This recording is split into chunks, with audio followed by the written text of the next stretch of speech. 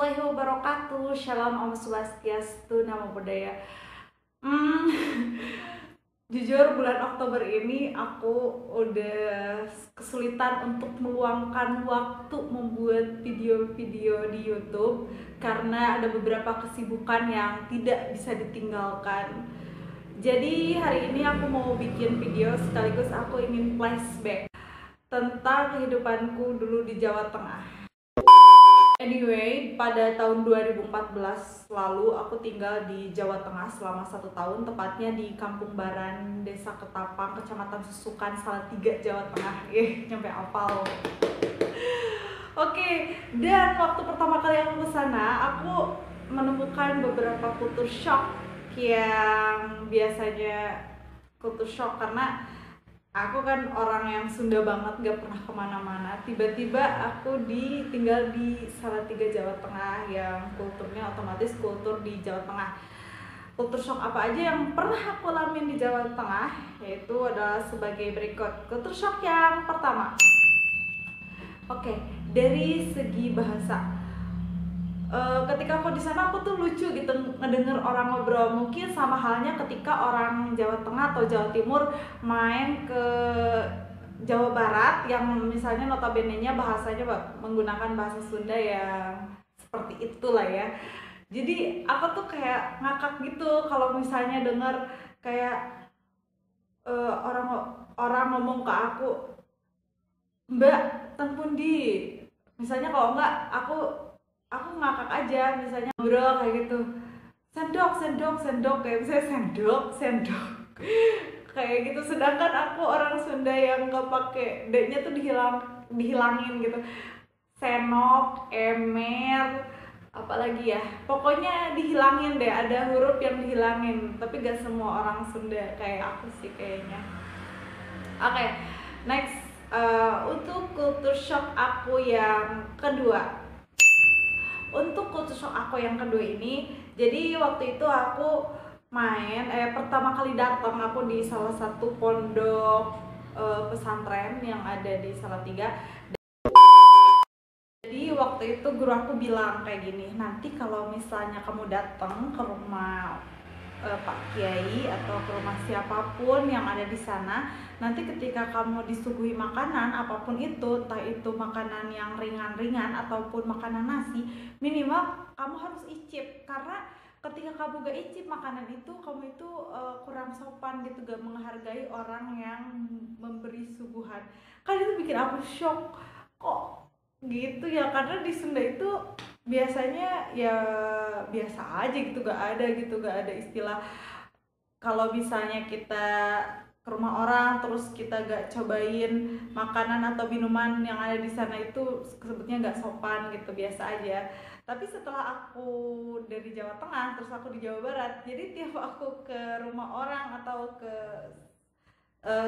bertamu ke rumah siapapun, at least aku pasti nyobain minum tehnya atau air hangat yang disajikan. Itu culture shock aku yang ketiga. Nah, jadi ini adalah cerita lanjutan dari cerita aku yang tadi, yang aku main ke rumah salah satu kiai, almarhum kiai yang ada di sana. Jadi waktu itu aku duduk, kemudian datang orang-orang yang akan menyajikan makanan, minuman, dan lain-lain gitu, suguhan ke kita. Tapi ada keanehan yang aku lihat di sana. Jadi orang-orang yang di sana itu jalannya itu gak pakai kaki, tapi mereka jalan pakai lutut. Aku kira mereka itu gak bisa jalan, emang maksudnya dari sananya kayak gitu. Ternyata mereka itu setelah aku pulang, kata aku, kok pada gitu ya. Ternyata mereka itu saking takzimnya, saking menghormati kiai, orang yang berilmu, jadi mereka itu sopan gitu, kayak gitu. Itu tuh sebuah sebuah rasa hormat ke guru, sebuah takzim ya, kayak gitu.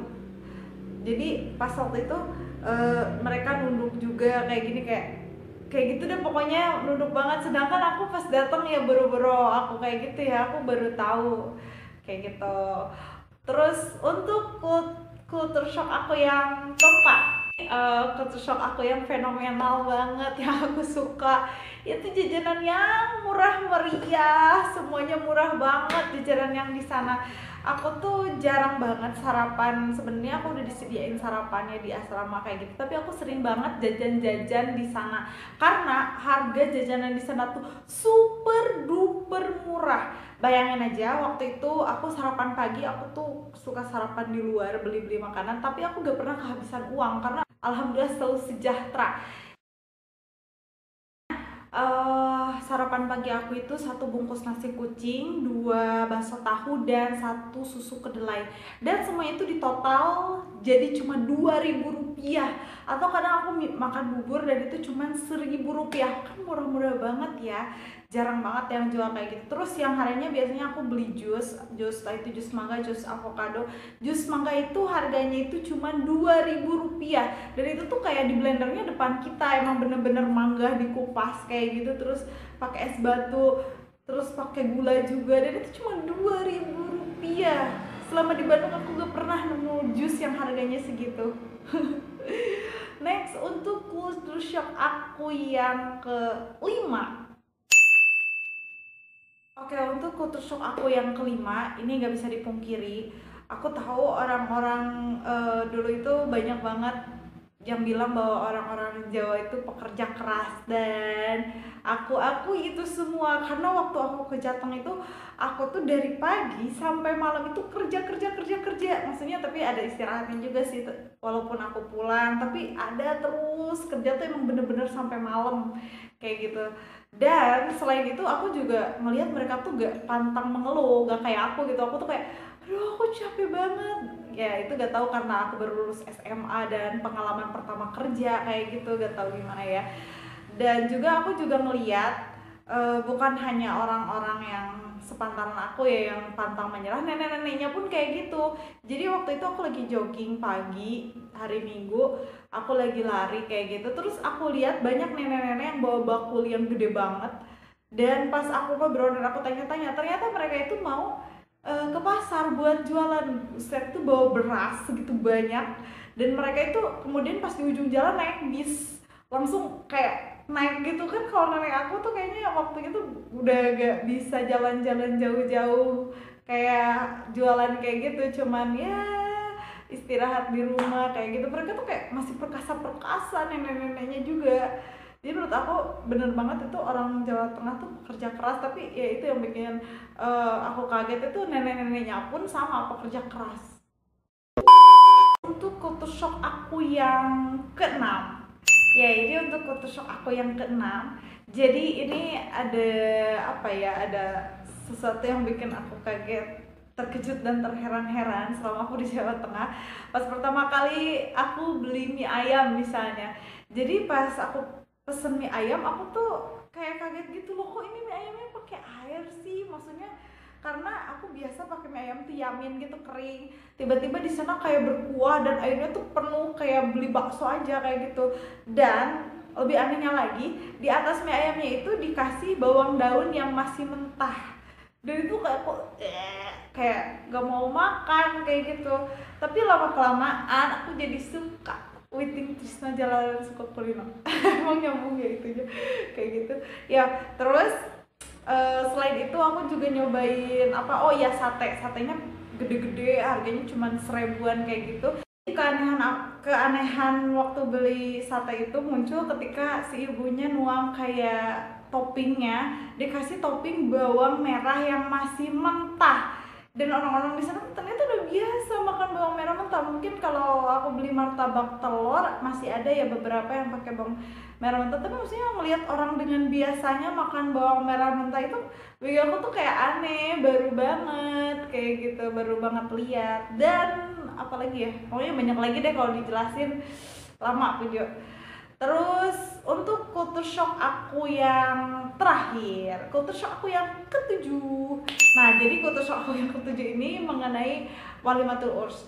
Nah, untuk culture shock aku yang ketujuh ini terjadi waktu aku diundang Walimatul Urs atau keundangan nikahan. Saat itu pas kita datang, ternyata aku kira aku tuh bakal datang langsung salaman dan langsung parasmanan. Kan kalau di Sunda, di Jawa Barat itu makan tuh kita ngambil sendiri. Dan ternyata di sana aku tuh kayak pas datang tuh gak langsung bisa salaman ke sana, gak tau entah ngantri. Kita tuh kayak diam di satu rumah warga yang paling deket ke acaranya. Terus nanti makanan yang datang ke kita, jadi kita tuh gak bisa pilih kita pengen makan pakai ini atau ini. Jadi udah ada, kita dikasih piring, di piringnya tuh udah ada dagingnya, udah ada nasi, udah ada bla bla blanya. Nah kita tuh jadi udah disajiin kayak gitu aja, jadi kita gak bisa milih mau nasinya cuma sedikit atau nasinya banyak, jadi udah disajiin. Dan aku kira itu cuma ke satu nikahan aja, dan tapi selama 3 kali aku menghadiri pernikahan di sana dan semuanya itu sama. Mereka itu sederhana banget pernikahannya. Dan juga oh ya, jadi di pernikahannya juga cowoknya itu didandanin kayak pakai make up, pakai foundation kayak gitu. Karena di Sunda itu kebanyakan kalau cowok tuh bare face aja gitu, kayak muka gini aja gitu, gak pakai apa-apa. Dan itu menurut aku sesuatu yang baru dan bikin aku kaget gitu, cowok didandanin. Maksudnya bukan pakai lipstick ya, pakai apa gitu, pakai foundation. Selain itu juga caranya digelar gak lama-lama, jadi cuma sebentar aja, jam 12, jam 1, jam 2 beres. Kan biasanya kalau di Sunda, kecuali di gedung ya, kalau misalnya di gedung emang biasanya nyampe jam 3 beres, jam 3 sore. Ini tuh kayak di rumah, kalau di rumah tuh biasanya sore tuh masih banyak gitu yang datang. Atau enggak kalau yang lebih kampung lagi, kalau di Jawa Barat itu nikahan itu sampai 2 malam. Nah di sini tuh cuman setengah hari, dan itu pun waktu aku masih makan di dalam salah satu rumah, ada yang pernah nikahan itu tuh kayak udah mau diberesin gitu panggungnya. Nah itu aja, jadi hanya itu culture shock aku selama aku tinggal di Jawa Tengah Salatiga.